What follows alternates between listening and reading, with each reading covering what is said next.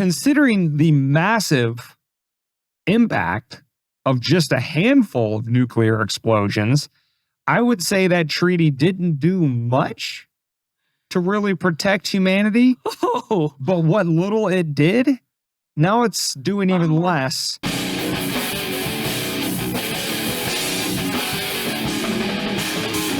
On to the main. This week, we're talking about scary stuff. Oh, and fuck. That wasn't scary enough. Meghan Markle isn't scary enough. She might get your kid.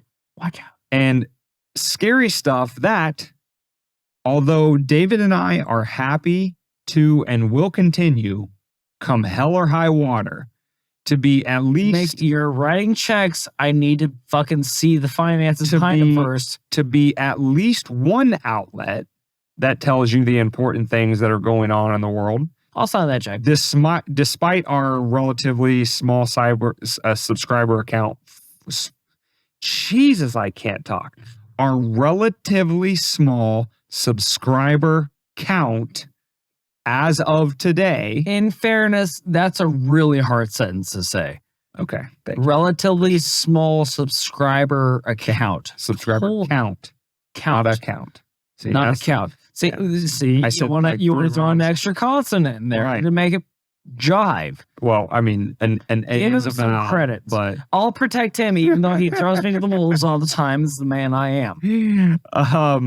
So yes, despite our small stature currently, but you're helping us grow by the day, and we thank you for that.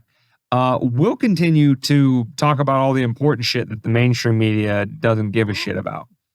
And today, what we're talking about is Russia leaving the last nuclear arms treaty that it had with the United States. Oh, fuck. I know. Yeah, that's just what we need. The two most heavily armed nuclear states to no longer be talking to each other and it's a good thing we have in treaties to keep their nukes under control. Good thing we have two very cognitively advanced individuals to be able to hash out these problems. Yeah.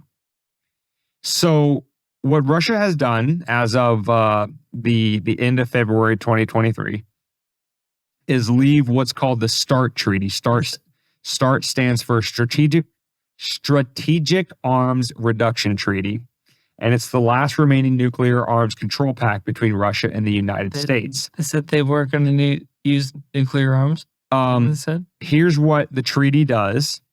It caps the number of strategic nuclear warheads that the U.S. and Russia can deploy, and it was signed by former President Obama and his Russian counterpart, Dmitry Medvedev, in 2010. Here's the 3 bullet points before I let David steal the floor again. Steal? Fuck you. Number 1. Fuck you, really. Number 1. It prevents the deploying of no more than 1,550 strategic nuclear warheads and a maximum of 700 long-range missiles and bombers. Holy shit. It limits... Holy fuck. It puts a limit of 800 intercontinental ballistic missiles in deployment. And each side can conduct up to 18 inspections of strategic nuclear weapon sites yearly to ensure the other has not breached the treaty's limits. So I'm going to let you, dear listener, I feel super sick. But considering the massive impact of just a handful of nuclear explosions, I would say that treaty didn't do much to really protect humanity. But what little it did, now it's doing even less because of the U.S.'s refusal to not intervene in the Russian sphere of influence and continue to threaten it by intervening in Ukraine. Russia has pulled out of that treaty, and now there are no more nuclear treaties between the United States and Russia. So get ready. I haven't run the numbers, but I'm pretty sure those numbers that you just espoused would have killed us at least 3 times over, if not 3 times more. I don't know what that treaty really meant, and I don't know how hard somebody really fought for those numbers. No. You can only drop 1,000 and 89 bombs on us that are nuclear. David, you weren't listening to any of the 3 points, were you? No, I told you exactly what the treaty was for. no. And dropping bombs on each other had nothing to do with it. Well, they had to accrue it, right? No. I'll say it again. Go ahead.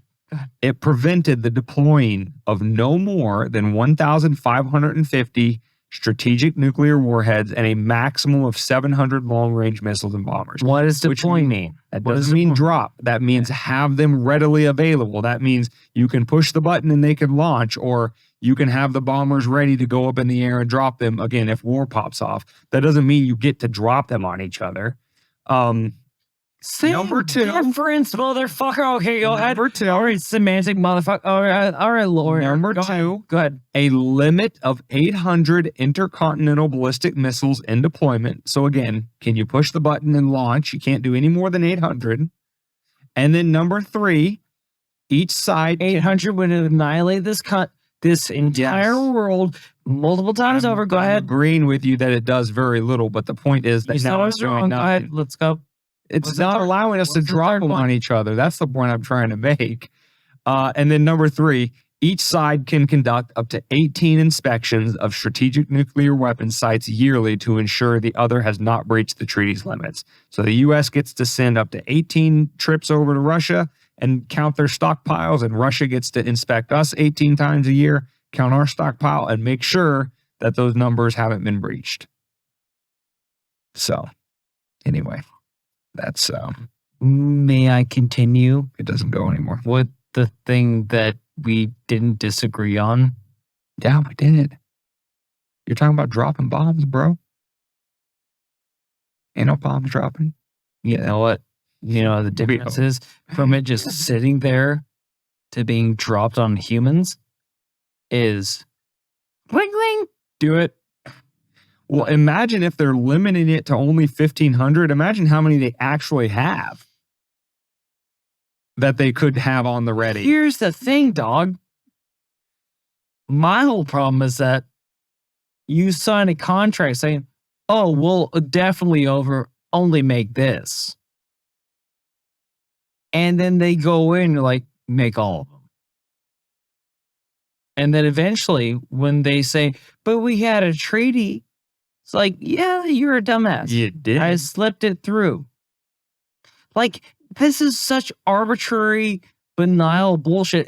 That's stereotypical, sterile government crap. Like, oh, we made a treaty with somebody and they were upholding it until they decided to leave it. Don't you know? It's like human nature is to deceive. Like, listen, if I went out on a trip being married to Las Vegas, and all of a sudden I came home and my betrothed wanted to engage in coital engagements, let's call it, just by like a better term. And I said, no, let's wait a couple of days. Like I still feel good. And then all of a sudden you realize that he went to the doctor, he got a penicillin shot, cleared whatever he was, and then 2 days after the penicillin shot, he's ready to give you all marital coital engagements. You would have suspicions, wouldn't you? Or would you just go, well, he signed a contract. He said till death do us part. Said, I'm taking you to the end. Not going to question anything. Or would you have your reservations? And that's where I'm sitting, Dane. I have my reservations. I don't think this is really even anything. Again, if this is coming out to adhere to our own rule, they're only telling us this to make us afraid of it. If this was truly happening and it was truly going to light off, in fact, you know what, dear listener? Because you know this, take solace. Nothing's going to happen because, God damn it, if the government tells you that it's going to, it never will. So bless their hearts, despite their best efforts to create nuclear holocaust, they're inept, Even in that. So thank Christ we had the most inept fucking thing trying to commit genocide on a global scale to benefit themselves. Thank Christ they were too stupid to pull it off with this equipment. All right. So here's your answer for a article that's not dated, unfortunately. So I don't know how up to date this is, but it's from the Union of Concerned Scientists. And they count the stockpiles and they say that the United States arsenal contains 5,400 nuclear weapons, 1,744 of which are deployed and ready to be delivered. Russia has a little bit bigger stockpile at roughly 6,000, but it has less deployed than the United States, which comes in right at 1,584. So when you consider that the START treaty limits the amount that can be deployed to 1,550, and the United States has 1,700 and Russia has roughly 1,500, the treaty wasn't really limiting much. Who really broke that treaty? So, it's not about breaking it. It's just Putin said, like, listen, I'm withdrawing from the treaty. I'm going to no longer abide by the terms because the United States is, targeting, Russian air bases and helping Ukraine and blah, blah, blah. So anyway, key takeaway is, right, that what limited shackles, so to speak, that this last remaining treaty between the United States and Russia, the two most heavily nuclear armed states on the planet, what little shackles that were put on them by the START treaty are now off.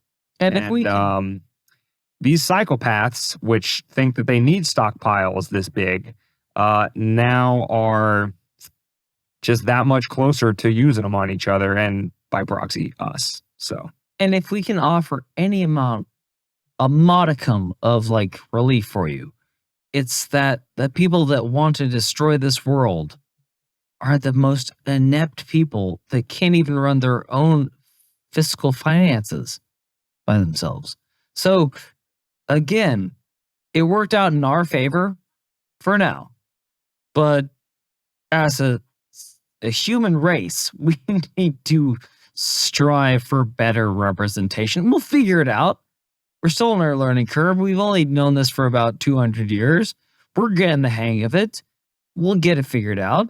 And by God, in the next 2 millennia, we're going to be fucking, we're going to be, nuking other planets because they look different than us, which is the American / Earth way to do it.